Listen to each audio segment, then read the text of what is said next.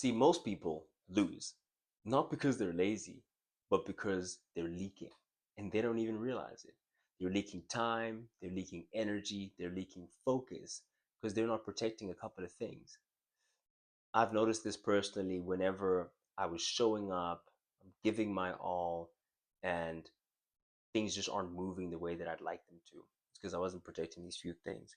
And so in this video, I'm going to give you 5 things that if you protect these, if you keep these sacred to you, you'll be able to compound one victory after another rather than these broken up stints of effort that led me to achieving only 70% of what I believe was my full potential within the last year.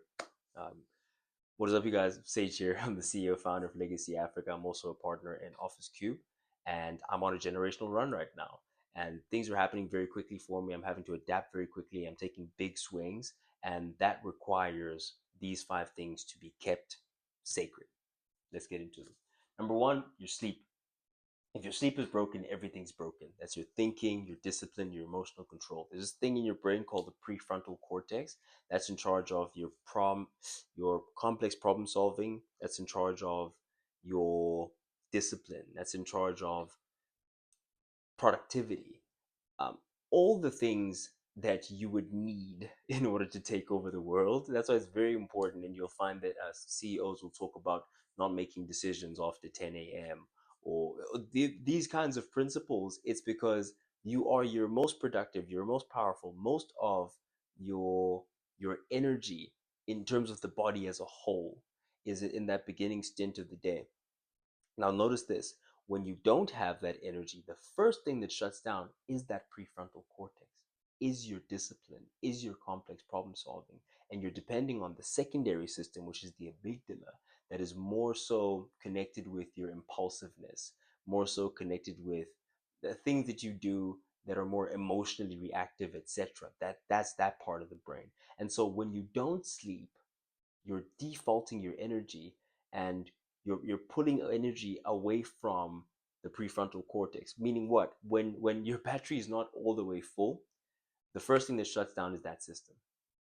And so if you've ever felt the moments, the days when you weren't as good in terms of your sleep, and you find that you're struggling to complete and do tasks that are usually easy for you, and it feels almost impossible to do the more complex stuff, that's because you're chemically castrating yourself. You're castrating your energy, and you're starting the game of pool behind the 8 ball. You're putting yourself in the worst position possible. So your sleep is absolutely important.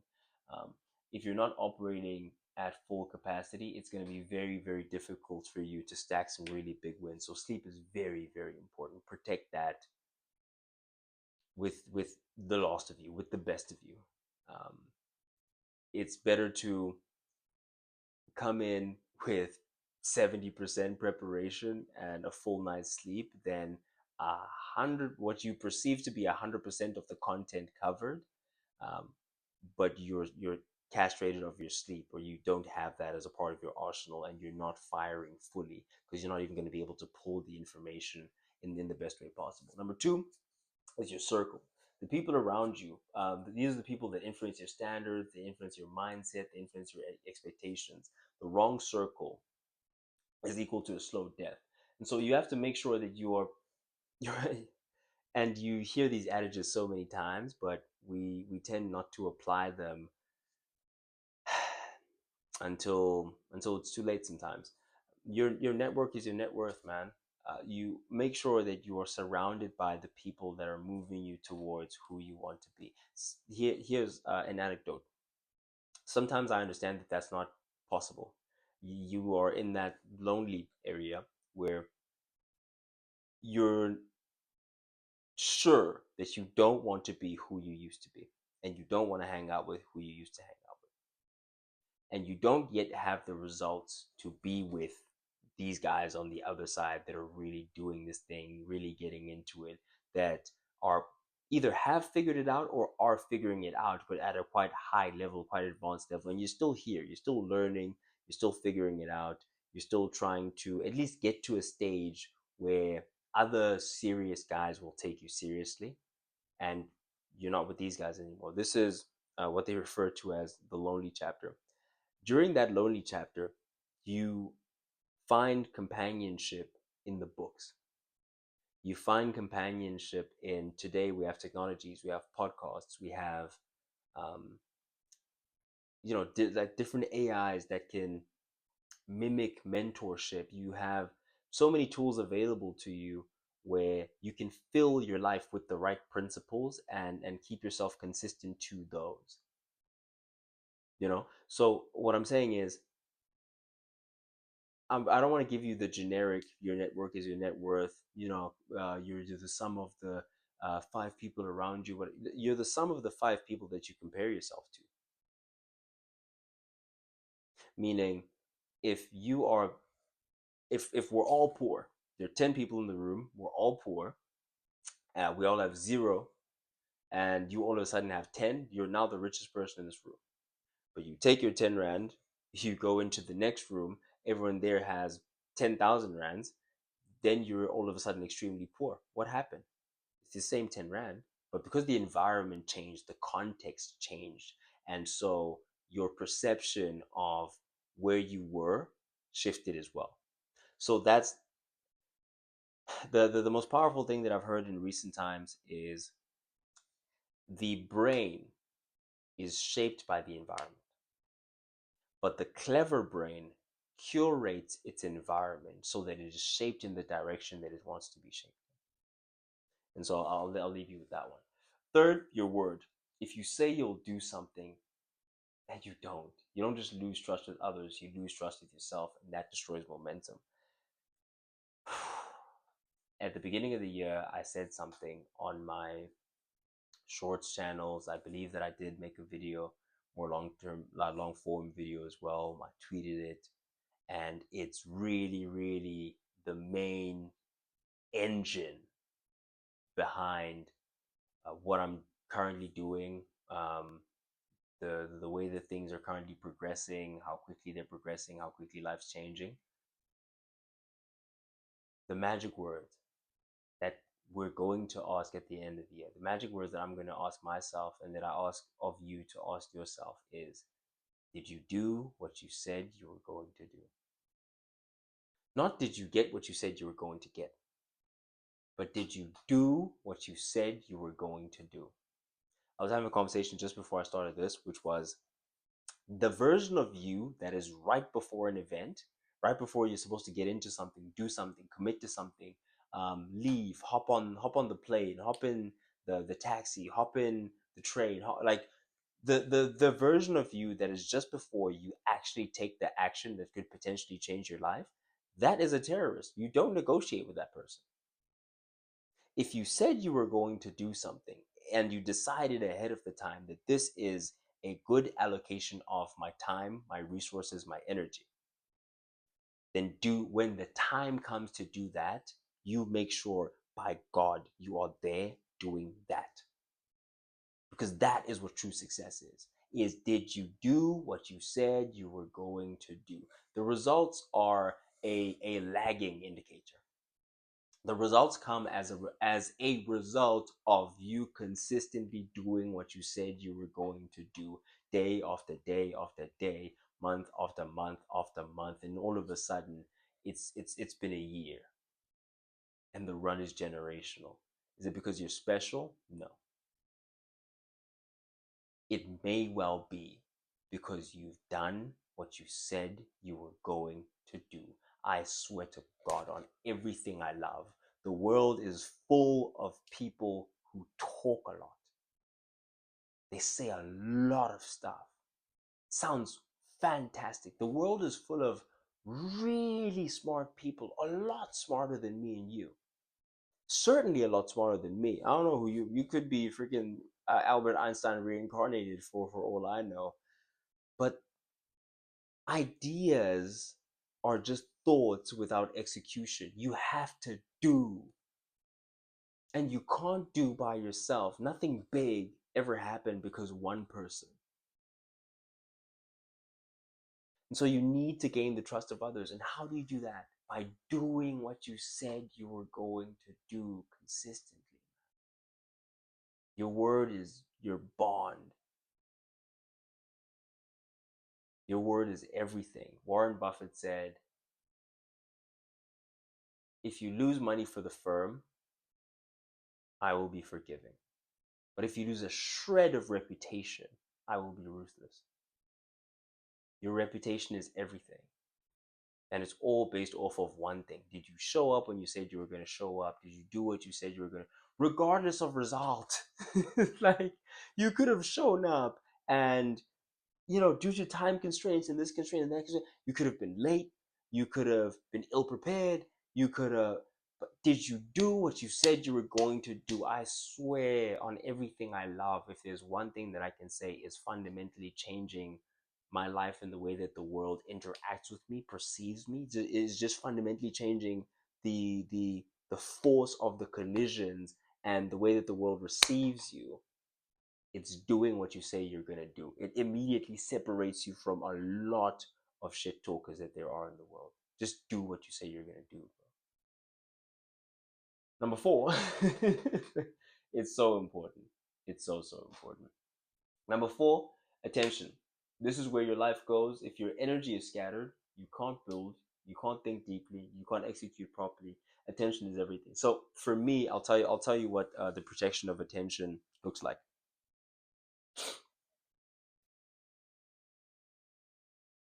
I fight rigorously.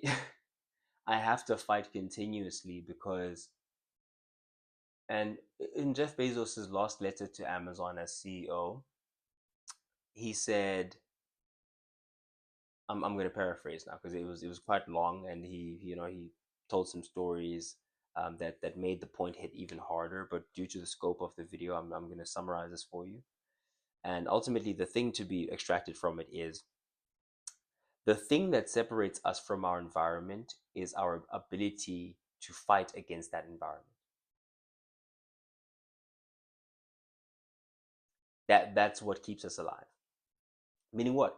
If it's extremely hot around you, what's going to keep you alive is your ability to stay cool. If it's extremely cold, what's going to keep you alive is your ability to stay hot. And so within that, it is the environment will constantly try to make you it. As a human being, you live your life, you're breathing, you're moving, and when you can no longer do those things, you're dead. You are no longer alive. You no longer have life. You no longer carry human life. And then we bury you. Over time, you decompose and you return to the soil. You return to the earth. Meaning, what is separating you from returning to the earth now is the fact that your heart is beating, there's blood moving around the body, you're moving around, there's brain activity. There are things that are in motion, there are things that are active. That's the separation between you and the environment. Okay. I fight rigorously to maintain certain algorithms on my Instagram to make sure that I'm watching entrepreneurship, motivation. I throw some workout stuff in there as well. Same thing on TikTok. Workout, motivation. It's mostly actually there. I'm a lot more on the money because you have to be, especially on TikTok. TikTok will throw the most random things at you if you allow it to. Entrepreneurship, motivation, you know, and those are mainly my in terms of shorts. If ever I get into that world, because I do post short form on those platforms, and so while I'm posting, I usually look around for my next clip of inspiration or motivation to post up for the day or my whatever. So while I'm in that channel, it's very easy to get distracted if there's other stuff present. Okay, that's one way of protecting attention is let me choose what I want to invest my attention in and let me filter out things that do not serve me. That's one way of protecting attention. All my notifications are off except for on WhatsApp and email. All my notifications are off. Like There is no app that dictates when I'm going to look at the app, except for when I decide I'm going to look at the app. So there's this thing called attention residue, which means what? Every time your attention is split, every time your focus is split, there is a bit of your mind that remains on whatever had taken your attention. Meaning what? As I'm making this video, there was wind outside. It's quite cold. I'm in Port Elizabeth and it gets windy over here. So the reason why I know that is because a bit of my attention was split and was focused on that wind. There's no longer wind, but I can still hear what that sounded like. Same thing happens when you're busy trying to complete this task, ping, your phone goes off. For that split second, your mind is no longer on the task, it's on the phone. Who might that be? Is it my mom? It's probably not my mom. Is it my dad? It's probably not my dad. Is it my girlfriend? It's probably not my girlfriend. Is it Steve? Is it Kyle? Is it Antonio? Is it So this is all happening subconsciously now while you're trying to still focus on this thing. And you may think that you're still mostly focused on this thing. And yes, let's say 98% of your attention is still here. Of the attention that you do manage to like curate and focus, you split 2%. 2%'s there now. Oh, something pops up on the laptop itself. Oh, now there's you split again. This thing split, split, split, split. And as we go throughout the day, there's only so much attention that you have to give. And so if you're allowing things, mind you, we live in a time, in a society where these applications, these ads, these billboards, this over sexualization of things, like all that stuff is built to drain you of your attention. That's what they're fighting over. They're fighting for your attention. And if you give into that, if your life is a series of constantly giving into whims, then you're not giving yourself a fighting chance in terms of taking that attention and investing it into sectors that you actually genuinely care about. So your attention, protect that. And then finally, your calendar. I feel that your calendar is your reality. And if it's not structured, then nothing important gets done. Everything urgent gets taken over. If it's not scheduled, it's not happening. So especially when you do get the other four ducks in a row, you will find that there's so much to do in so little time, right?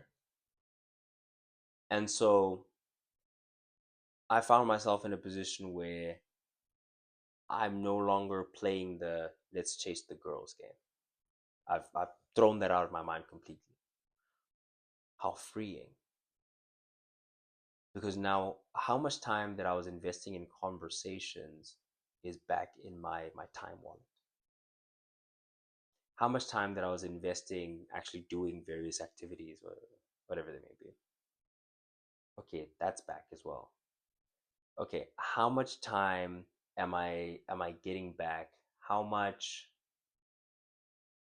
time am I getting back not partying?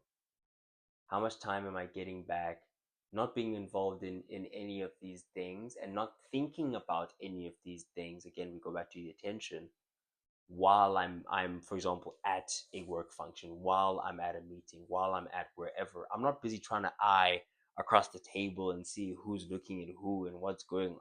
I'm fully focused on the task at hand.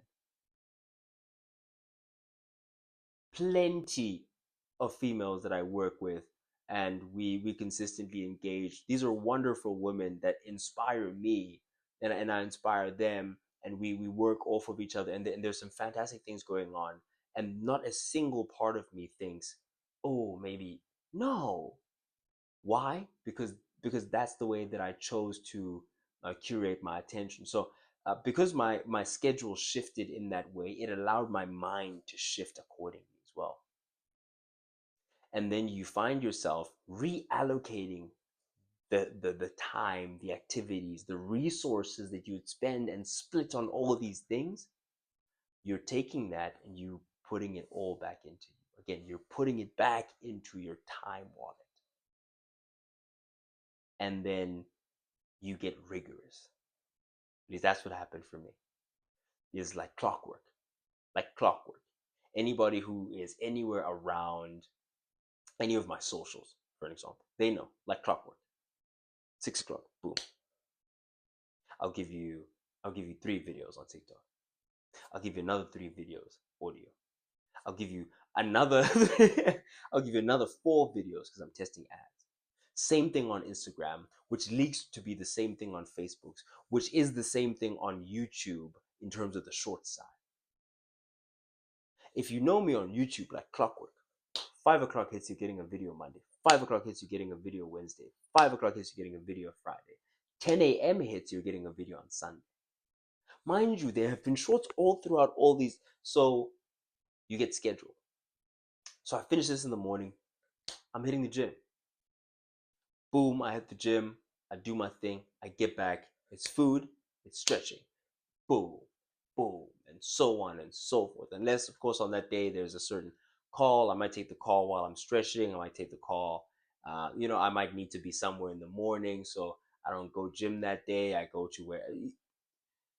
But there is, by and large, a certain structure that I know is conducive to growth. I know that, okay, when I finish this, I do this, I finish my stretching, I'm hitting client calls, I'm doing outreach, I'm doing like there's like a really productive window of time. When this gets finished, then I get focused on more family related stuff, and boom, and then that goes on until say about 9 o'clock. And then on Tuesday, in fact, so I said Monday, Wednesday, Friday, I post my long. So on Tuesday and Thursday, you know what I have to be doing? Recording. On Tuesday, Thursday, and Sunday, I have to record long form videos. Failing which, I'd probably do it on the sun. So what I'm trying to say is that there's a very meticulous way, a very specific way that I know is going to be conducive to my growth. And yes, those time slots do get filled with different things depending on what is more important on the day. But by and large, I know 90% of my days are going to be structured in this certain way. And I feel like scheduling things, timing things, knowing that, listen, this is the time when I take calls. This is the time when I do this. This is the time when I do that. And those things might be split into two micro active. For example, outreach is, let me find lead, let me generate leads, and then let me reach out to them. So you might split those into 2 different hours. You say, okay, for 1 hour, I'm going to be genning. For the other hour, I'm going to be doing outreach. I'm going to be running the script. So you have to be very routine, very meticulous, very military about the way you approach it, or at least that's what worked for me. Whatever works for you, but you need to make sure that you need to make sure that you're allocating time, because we vote with our time for the things that we care about. We vote with our money for the things that we care about. And so show me where your time and money is going, I'll show you your future. Simply. Show me where your time and money is going today, and I'll show you where you're going to be in 5 years, and what that 5 years will consist of. Does that make sense? In proportion to the way, by the way, that you spend your time. That's how thoughts become things, is action that is taken across time. You stretch that calendar out a couple of years, you start to see the result of those inputs. You start to see the outputs of the inputs. You put in inputs, time processes it and gives you outputs. And you'll find that there's a disproportionate amount of input that is needed for a little bit of output. And then the more skilled you get, the less you need, but the more you can still give to even more disproportionately get some outputs. But then that's beyond the scope of the video. Ultimately, your schedule is very important. Your your sleep, your circle, your word, your attention, your calendar. You don't need more motivation. You just need to protect better. You know that's the reality of the situation, the reality of this video, and the way that I'm trying to transfer something onto you is, you don't need me to sit here and tell you what the next magic words are, or what the next most fantastic frame and way to approach things and whatever. Like, all of that's cool. There's 5 things that you need to protect. It's your sleep, your circle, your word, your attention, your schedule. If you can protect these five things, then the world is yours and everything in it. Promise you that. Because if you give these things away cheaply, you'll feel it. Maybe not immediately, but definitely. In any case, if you are an entrepreneur in Southern Africa, specifically, I'm focused in Port Elizabeth. I'm currently building teams around entrepreneurs in Port Elizabeth. So, if that sounds something that could be a solution to a problem you might be facing, maybe you're doing too much alone. Um, Legacy Africa link is in the description. You sign up there. You can reach out to me. I am also in the Legacy Hub. My name on there is Oam Sage Oyi. You can tap in there, you contact me on one of my platforms, maybe Instagram, and we will hit a pre-screen and see if it's a good fit. If it's a good fit, welcome you onto the cohort. You get a team built around you. You get to be part of the Legacy Africa network and meet like-minded entrepreneurs. If that sounds like a solution to a problem you might have, then please do hit us up and we'll pre-screen you. In any case, if you did find value from the video, please hit the subscribe button. I have been Sage, standing on business. Signing off.